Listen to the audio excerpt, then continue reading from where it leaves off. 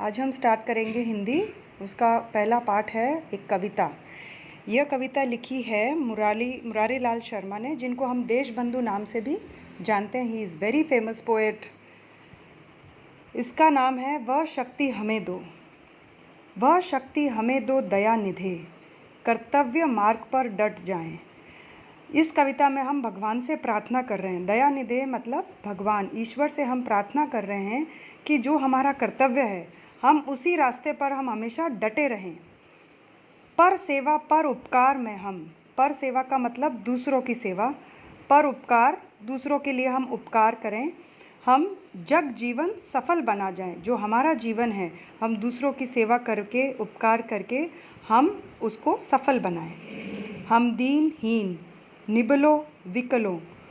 दीनहीन का मतलब है, दीन मतलब गरीब, हीन मतलब जो नीची जाति के लोग होते हैं जिनको हीन भावना से देखा जाता है। निबलों का मतलब जिनके पास बल नहीं होता। विकलों का मतलब जिनके पास कोई अंग नहीं होता, कुछ एक अंग नहीं होता, जिनको हम विकलांग भी बोलते हैं नॉर्मल में। हम दीनहीन निबलों विकलों के सेवक बन संताप करें। उनकी हम सेवा करके हम उनका उद्धार करें। जो है अटके भूले भटके, उनको तारे खुद तर जाएं।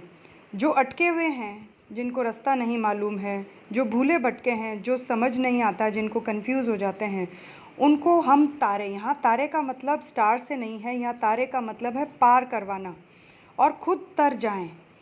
जो है अटके भूले भटके, उनको तारे खुद तर जाएं। उनको भी हम पार कराएं और हम समुद्र रूपी जीवन से हम भी पार हो जाएं।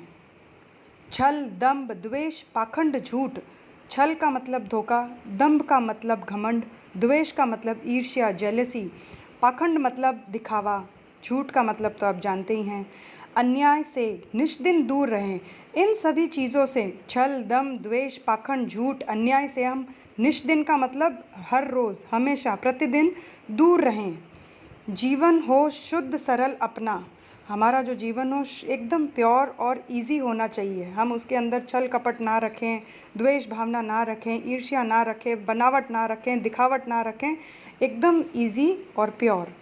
शुचि प्रेम सुधा रस बरसाएं और हमेशा दूसरों के लिए प्यार की भावना हम रखें हमारे मन में।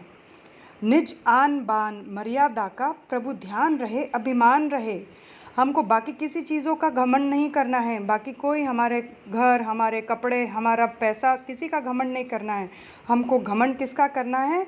जो प्रभु है हमारे पास में, हमारे हृदय में, जिसने हमको ये सब अच्छे काम करने सिखाए हैं। हमारी जो खुद के घर की मर्यादा है, हमारी खुद की जो आन बान है, और जो हम प्रभु की भक्ति कर रहे हैं, उसका हमको हमेशा गर्व रहे, अभिमान रहे।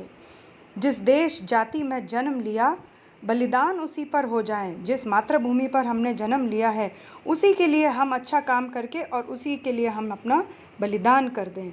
इसमें देशबंधु जी हम सबको अच्छे कर्म करने के लिए, दूसरों का उपकार करने के लिए, और पर दूसरे लोगों के लिए अपना जीवन न्यौछावर करने के लिए हमको कहा है, और भगवान को बोला है कि हमको हमेशा ऐसी ही सद्बुद्धि देना। वह शक्ति हमें दो दाता।